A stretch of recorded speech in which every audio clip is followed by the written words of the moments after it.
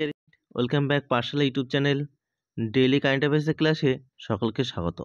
আমাদের এই ক্লাসটি প্রতিদিন সকাল 6টার সময় প্রোভাইড করা হয়। তোমাদের সামনে যে রুটিনটি দেখতে পাচ্ছ, এই রুটিনটি 10ই ডিসেম্বর অর্থাৎ শুক্রবার থেকে এই রুটিন অনুযায়ী তোমাদের ক্লাসটি করানো হবে। তো আর কথা না বলে চলো শুরু করা যাক আজকের ক্লাসটি। আজকের ক্লাসটি শুরু করার আগে প্রথমে একটা কথা বলে রাখি, আমাদের একটি টেলিগ্রাম চ্যানেল রয়েছে যার নাম হলো পাঠশালা স্টাডি সেন্টার।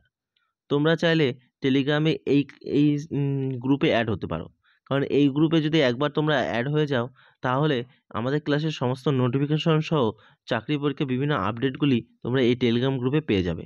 এছাড়া এই টেলিগ্রাম গ্রুপে অ্যাড হলে তোমরা প্রতিদিন বিভিন্ন কুইজ দিতে পারবে। আমাদের এই ক্লাসটি আজকের কারেন্ট অ্যাফেয়ার্সের 6ই ডিসেম্বর 2025-এর ক্লাস, অর্থাৎ 6 তারিখের ক্লাস। তোমরা যদি এই কারেন্ট অ্যাফেয়ার্সের ক্লাসগুলি করো তাহলে আগত ডব্লিউপি এবং কেপি এক্সাম, রেলওয়ে এক্সাম এবং এসএসসি এক্সামের জন্য ক্লাসটি খুবই গুরুত্বপূর্ণ ক্লাস হতে চলেছে। চলো আর কথা না বলে শুরু করা যাক আজকের ক্লাসটি। আজকের ক্লাসটি হলো আমাদের 92তম ক্লাস, অর্থাৎ বিগত 91টি ক্লাস ধরে আমরা কারেন্ট অ্যাফেয়ার্স প্রোভাইড করে আসছি। আজকে আমরা দেখে নেব 6 জানুয়ারি 2025 সালে ঘটে যাওয়া গুরুত্বপূর্ণ কারেন্ট অ্যাফেয়ার্সগুলি নিয়ে। আশা করি ক্লাসটি সকলে ভালো লাগবে, তো দেখতে থাকো আজকের ক্লাসটি। আর হ্যাঁ, যারা চ্যানেলের নতুন এসেছো অবশ্যই চ্যানেলটি লাইক এবং সাবস্ক্রাইব করে সকল বন্ধুদের শেয়ার করে দাও। এবার দেখো 1 নম্বর প্রশ্নটি, 31তম জাতীয় শিশু বিজ্ঞান কংগ্রেস 2025 কোথায় আয়োজিত হয়েছে? Option A Naya Dilli, option B Bangalore, option C Chennai, option D হলো ভোপাল। সঠিক উত্তরটি হলো অপশান ডি ভোপাল। ভোপালে 31তম জাতীয় শিশু বিজ্ঞান কংগ্রেস 2025 আয়োজিত হয়েছে। মধ্যপ্রদেশের মুখ্যমন্ত্রী মোহন যাদব, অর্থাৎ মধ্যপ্রদেশের মুখ্যমন্ত্রী কে রয়েছে? মোহন যাদব মধ্যপ্রদেশের রাজধানী ভোপালে 31তম জাতীয় শিশু বিজ্ঞান কংগ্রেসের উদ্বোধন করেছে। 31তম জাতীয় শিশু কংগ্রেস 3 থেকে 6 জানুয়ারি 2025 পর্যন্ত ভোপালে অনুষ্ঠিত হবে। প্রথম জাতীয় শিশু বিজ্ঞান কংগ্রেস 1993 সালে অনুষ্ঠিত হয়েছিল। প্রতি বছর জাতীয় শিশু বিজ্ঞান কংগ্রেস আয়োজন করা হয়ে থাকে। 10 থেকে 17 বছর বয়সী শিশুরা এই কংগ্রেসে অংশগ্রহণ করে। যেহেতু এখানে প্রধান সম্মেলনের কথা এসছে, তাই অ্যাবাউট অফ দ্য টপিক আমরা কিছু সম্মেলন দেখে নিই। কোয়াড সামিট 2024 এটি কোথায় হয়েছে? আমেরিকাতে হয়েছে। এসসিও মিটিং কোথায় হয়েছে? পাকিস্তানে হয়েছে। 7th ইন্ডিয়ান ওশেন কনফারেন্স 2024 কোথায় হয়েছে? অস্ট্রেলিয়াতে হয়েছে। 11তম ওয়ার্ল্ড গভর্নমেন্ট সামিট কোথায় হয়েছে? ইউএইতে হয়েছে। মোবাইল ওয়ার্ল্ড কংগ্রেস 2024 কোথায় হয়েছে? স্পেনে হয়েছে। 50তম G7 সামিট 2024 কোথায় হয়েছে? ইটালিতে হয়েছে। এশিয়া ক্লিন এনার্জি সামিট 2024 কোথায় হয়েছে? সিঙ্গাপুরে। ব্রিক্স সামিট 2024 রাশিয়ার কাজান শহরে হয়েছে। জৈবিক বৈচিত্র্যের উপর জাতিসংঘের সম্মেলন অর্থাৎ COP16 এটি কোথায় হয়েছে? কলম্বিয়াতে হয়েছে COP16 2024। আরও কিছু প্রধান সম্মেলন দেখে নাও। গ্রিন হাইড্রোজেন 2024 আন্তর্জাতিক সম্মেলন কোথায় হয়েছে? নতুন দিল্লিতে হয়েছে। প্রথম সম্মিলিত কমান্ডার সম্মেলন 2024 কোথায় হয়েছে? লখনৌতে। ভারত ও জাপানের মধ্যে 2+2 আলোচনা হয়েছে নয়াদিল্লিতে। তৃতীয় voice of the global south summit এটি হয়েছে ভারতে।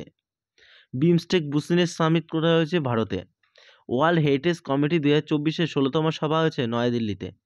গ্লোবাল ইন্ডিয়া এআই সামিট 2024 হয়েছে নয়াদিল্লি অর্থাৎ নতুন দিল্লিতে।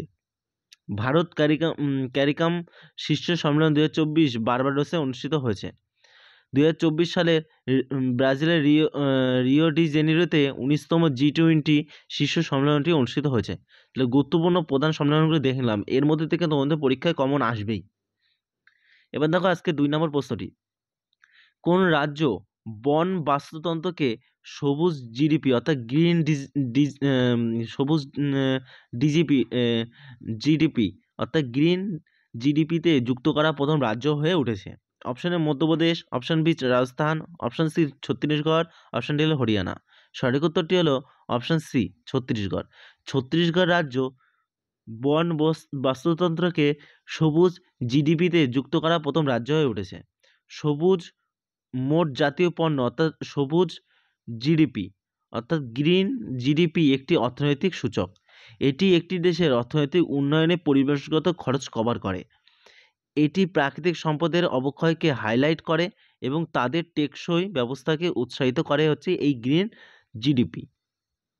এবার দেখো আজকে 3 নম্বর প্রশ্নটি, ভারতের তৈরি প্রথম সার্জিক্যাল রোবট লঞ্চ করেছে কোন সংস্থা? সঠিক উত্তরটি হবে option D, Noble hospital Pune. Noble hospital ভারতে প্রথম সার্জিক্যাল রোবট লঞ্চ করেছে। পুনের Noble hospital and research centre এই রোবোটিক সিস্টেমটি বসানোর জন্য কেন্দ্রীয় ড্রাগ নিয়ামক সংস্থা অনুমোদন দিয়েছে। যন্ত্রটির নাম কি? যন্ত্রটির নাম হবে এসএসআই মন্ত্র। যন্ত্রটির 5খানা হাত আছে, যে 5খানা হাত আছে যন্ত্রটি, ঠিক আছে। তাতে 3D ক্যামেরাও বসানো আছে এই যন্ত্রটিতে। শরীরের যে অংশে অস্ত্রোপচার হবে সেই অংশে সুস্পষ্ট ত্রিমাত্রিক ছবি তুলবে এই ক্যামেরাটি। অপারেশন কক্ষের বাইরে বসে মনিটরে সেই ছবি এবং ভিডিও দেখে অস্ত্রোপচারটি নিয়ন্ত্রণ করতে পারবেন চিকিৎসকরা। আমাদের এই চ্যানেলে যারা নতুন এসো তারা অবশ্যই চ্যানেলটি লাইক এবং সাবস্ক্রাইব করে সকলে শেয়ার করে দিও ক্লাসটি। আর হ্যাঁ, ক্লাস শেষে সবাই কমেন্ট বক্সে কমেন্ট করে জানাবে যে ক্লাসটি সকলে কেমন লাগছে। এবার দেখো 4 নম্বর প্রশ্ন, অর্থাৎ আজকে থাম্বনেলের প্রশ্ন। মহিলা কবাডি বিশ্বকাপ 2025 এটি আয়োজন করছে কোন রাজ্য? Option A Paschimbanga, option B Bihar, option C Orissa, option D হলো মহারাষ্ট্র। সঠিক উত্তরটি হলো অপশন বি, বিহার। মহিলা কবাডি বিশ্বকাপ 2025 আয়োজন করছে বিহার রাজ্য। বিহার 2025 সালে মার্চ মাসে রাজগীর স্পোর্টস একাডেমি ইনডোর হলে মহিলা কবাডি বিশ্বকাপের আয়োজন করবে। ভারত, চীন, জাপান, দক্ষিণ Korea, Nepal, Pakistan, Iran, Indonesia, Sri Lanka, Thailand, Poland, Argentina এবং দক্ষিণ আফ্রিকা সহ মোট 14টি দেশ অংশগ্রহণ করবে এই মহিলা বিশ্বকাপ 2025-এর আসরে। পাটনার পাটলিপুত্র স্পোর্টস কমপ্লেক্সে 2012 সালে ইভেন্টটি আয়োজন করার পর বিহারের দ্বিতীয়বারের মতো মহিলা কবাডি বিশ্বকাপের আয়োজন করবে। অর্থাৎ এর আগে মহিলা কবাডি বিশ্বকাপের আয়োজন করেছিল 2012 সালে, সেটি হয়েছিল পাটলিপুত্রে। আচ্ছা, বিহার এই আয়োজনটি করেছিল। এবার অ্যাওয়ার্ড অফ দ্য টপিকে মহিলা কবাডি বিশ্বকাপ সম্বন্ধিত কিছু তথ্য দেখে নাও। এই মহিলা কবাডি বিশ্বকাপ হলো মহিলাদের দলের জন্য একটি আন্তর্জাতিক কবাডি প্রতিযোগিতা। এটি আন্তর্জাতিক কবাডি ফেডারেশন দ্বারা আয়োজিত হয়ে থাকে। এই টুর্নামেন্টটি বিশ্বের শীর্ষস্থানীয় কবাডি দলগুলির শিরোপার জন্য প্রতিদ্বন্দ্বিতা করে। প্রথম মহিলা কবাডি বিশ্বকাপ 2012 সালে বিহারের পাটনায় অনুষ্ঠিত হয়েছিল এবং এরপর দ্বিতীয়বারের জন্য 2025 সালে বিহারে আবার অনুষ্ঠিত হচ্ছে। এবার দেখো 5 নম্বর প্রশ্নটি, অস্ট্রেলিয়া বোর্ডের বর্ষসেরা টেস্ট দলের ক্যাপ্টেন কে হয়েছে? Option A Rohit Sharma, option B Pat Cummins, option C Jasprit Bumrah, option D হলো স্টিভ স্মিথ। আমরা পাশের ছবিতে দেখে বুঝতে পারছি সঠিক উত্তরটি হয়ে যাবে option C, Jasprit Bumrah. Australia বোর্ডের বর্ষসেরা টেস্ট দলের ক্যাপ্টেন হয়েছেন জাসপ্রীত বুমরা।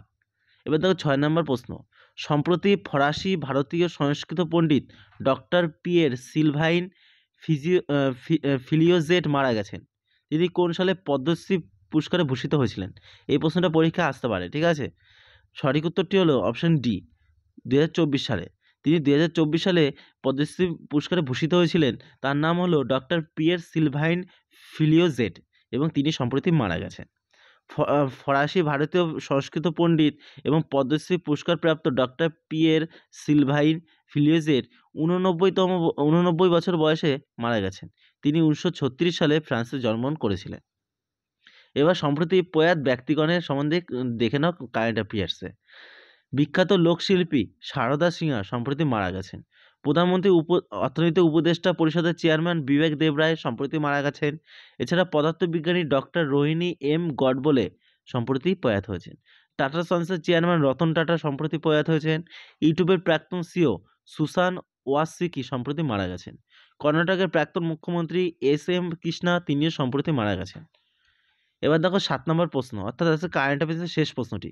সম্প্রতি central board of direct tax অর্থাৎ সিবিডিটি বিবাদ সে বিশ্ব স্কিম 2.0 এর সীমা 31শে ডিসেম্বর 2024 থেকে কত পর্যন্ত বাড়িয়েছে? সঠিক উত্তরটি হবে অপশান এ, 31শে জানুয়ারি 2025 পর্যন্ত বাড়িয়েছে।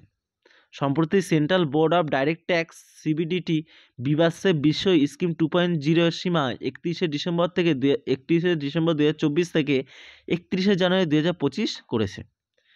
2023-24 কেন্দ্রীয় বাজেটে এই পরিকল্পনাটি ঘোষণা করা হয়েছিল। আয়কর সম্পর্কিত আদালতের মামলার বোঝা কমাতে এবং জনগণকে সহজে বিরোধ নিষ্পত্তি করতে সহায়তা করার জন্য সরকার দ্বিবার্ষিক বিশ্ব প্রকল্প তৈরি করেছে। এবার অ্যাবাউট অফ দ্য টপিকে সম্প্রতি চালু হওয়া কিছু স্কিম দেখে নাও। পিএম ই ড্রাইভ স্কিম, এটি ভারী শিল্প মন্ত্রণালয় চালু করেছে। বৃন্দাবন গ্রাম যোজনা মধ্যপ্রদেশ সরকার চালু করেছে। মুখ্যমন্ত্রী সুশিক্ষা যোজনা হিমাচল প্রদেশ সরকার চালু করেছে। সুভদ্রা যোজনা উড়িষ্যা সরকার চালু করেছে। মহিলাদের স্বনির্ভর করতে এবং কর্মসংস্থানের সুযোগ দেওয়ার জন্য হরিয়ানার পানিপথে এলআইসির বীমা সখী প্রকল্প চালু করেছে।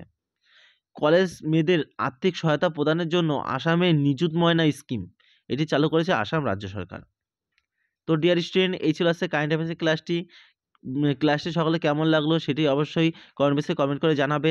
আর অবশ্যই যদি ক্লাসটি ভালো লাগে তাহলে একটা লাইক করে, চ্যানেলে নতুন হলে সাবস্ক্রাইব করে ভিডিওটি শেয়ার করে দাও। ঠিক আছে, আর ধন্যবাদ সবাইকে ক্লাসটি সম্পূর্ণ দেখার জন্য।